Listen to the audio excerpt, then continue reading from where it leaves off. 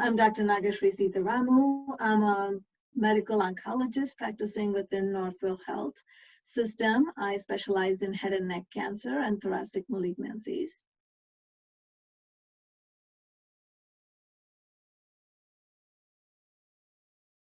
So I think with all the recent advances, we really were very excited about newer combinations, newer targets, and we were completely on a track to curing cancer.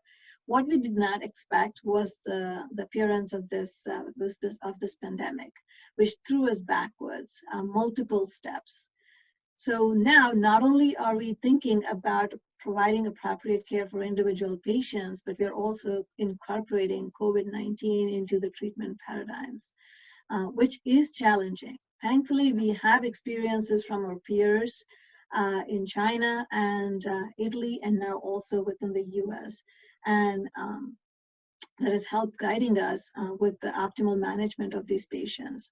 But the whole perspective of treating patients, and again, trying to specify whether it's an adjuvant setting or whether it's a neoadjuvant setting or a metastatic setting, and talking about the goals of care for patients who have been receiving these treatments has put us into a completely new territory. For example, for patients who are within my expertise of head and neck and lung cancer, I can say to the fact that when we discuss cases, we always discuss cases at multidisciplinary tumor boards, but now within the space of curable cancer, when patients normally underwent surgery and came to us for adjuvant discussion, now we are having new adjuvant discussions and trying to see what is best for the patient. It has completely changed the way we practice medicine, kind of going backwards. They're hoping to hold the court,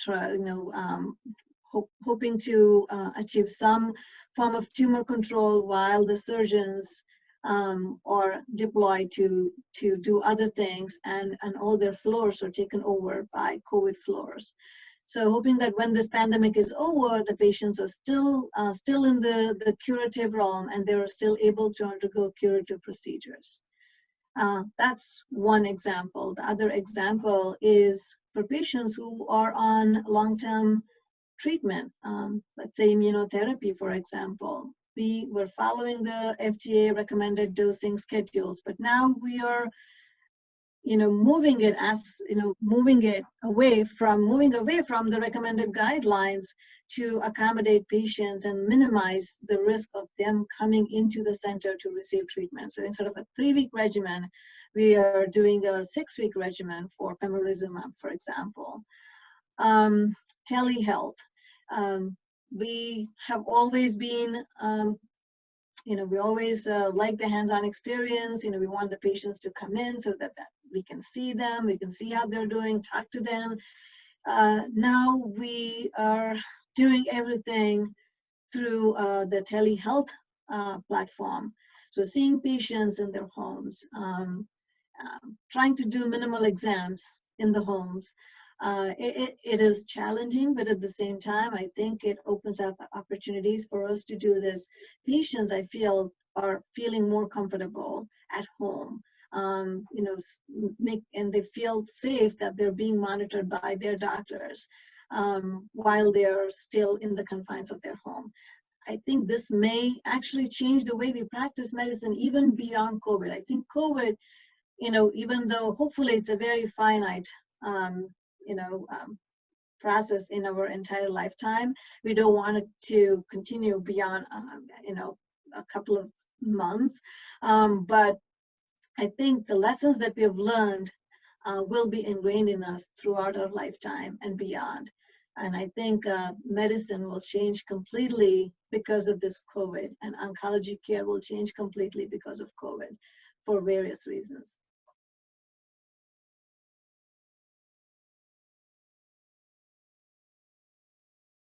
I can give you some examples.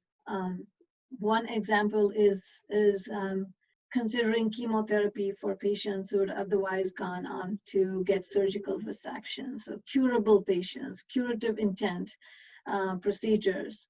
Now, people have not been able to get the curative procedures because of inability to do elective procedures at certain institutions in certain geographic locations where COVID is very prevalent. So in these cases, we've been providing neoadjuvant intent chemotherapy or radiotherapy while patients are still hoping to get onto surgical resection at a later time point. That's one example. Another example is spacing out treatments. Yet another example is trying to postpone treatments if it's not imminently necessary. For example, adjuvant treatments, we would start within 4 weeks. Now we're trying to space it to even closer to 3 months if there are not that many risk factors on surgical resected specimen. So there are a lot of changes that we have made, some within institutions, some on an individual basis, tailoring to the specific needs of the patients, their age, their comorbidities, and their risk factors for COVID.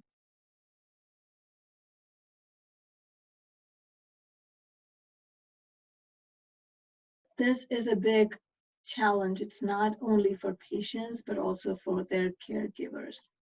The calls, we are getting innumerable calls during work hours, beyond work hours, with patients calling regarding various symptoms that they're experiencing, which could be concerning for COVID. That's number one type of calls that we get. Patients call us about normal everyday activities, what they need to worry about. Can they go outside? Can they be active within the house? We get panic calls from families or from patients because they live alone and they have really no one to go to. They have lost all their social support because of the pandemic. So we are providing not only the medical care, but also the emotional and supportive care that they need. Our social workers have been amazing in providing guidance over the phone, and we act as an extended family member for them to talk about their fears, their anxiety.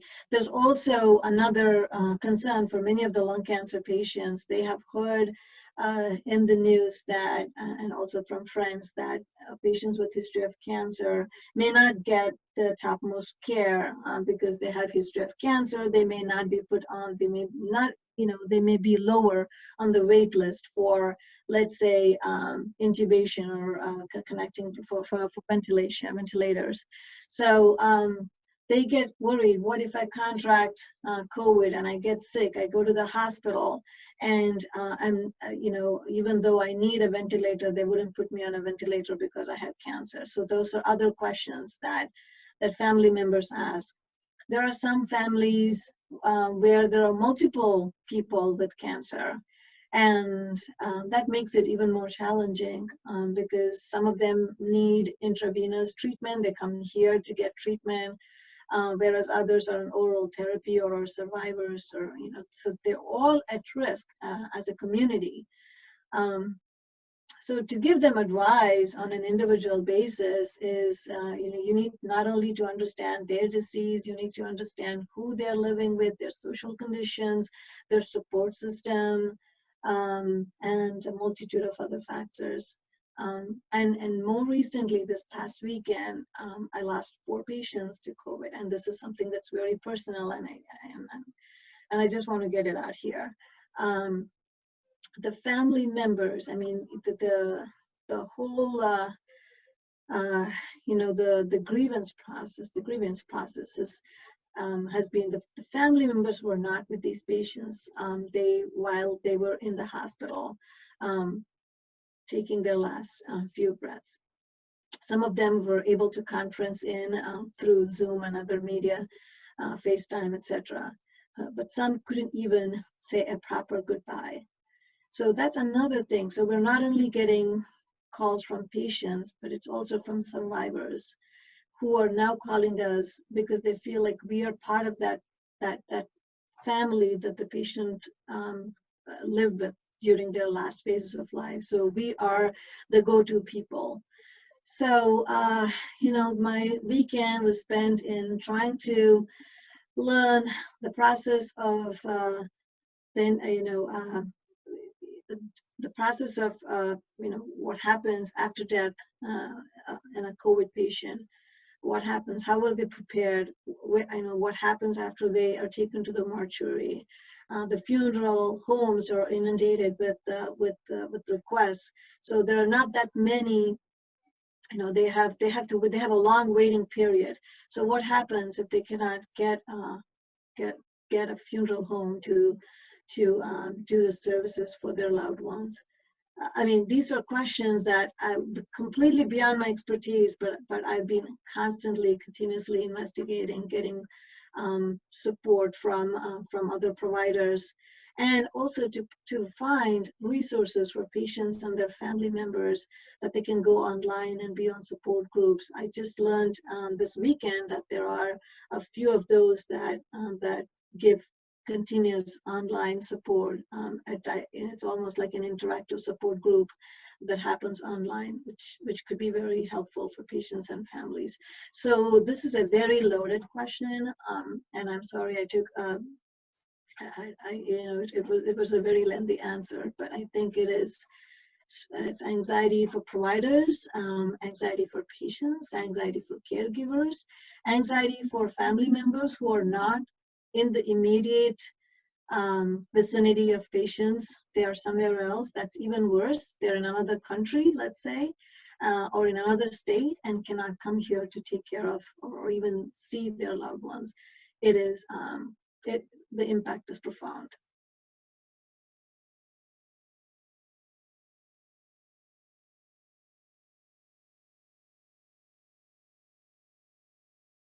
There are so many groups that are working,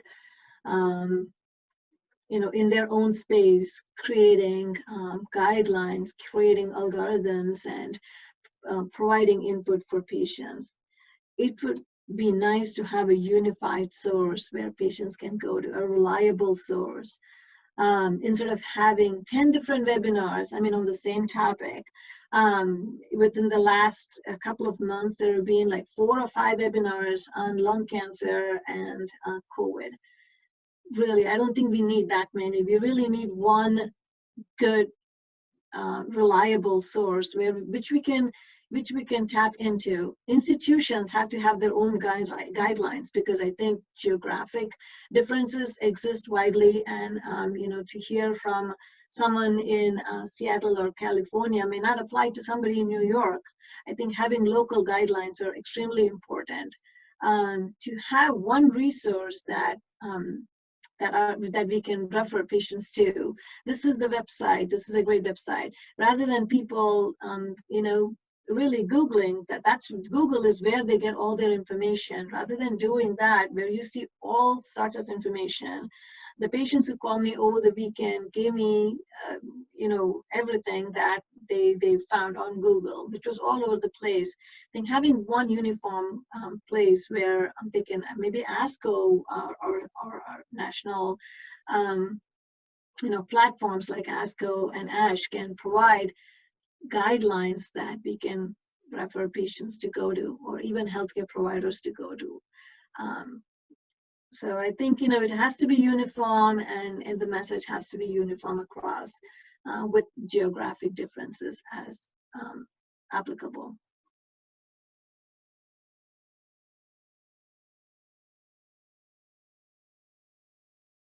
I think, I really think that we're blessed to be in this era of personalized medicine.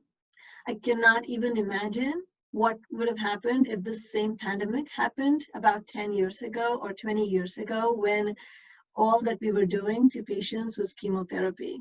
So I think now I would just take it as a blessing that we have the opportunity to treat patients at home.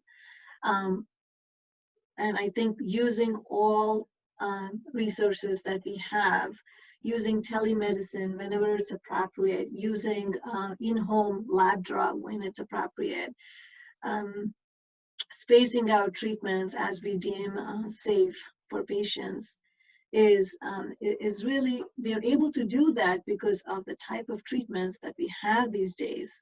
If not for the advances in medicine, I think we would have been really lost. We would have lost many more lives, particularly cancer patients with who were infected with COVID.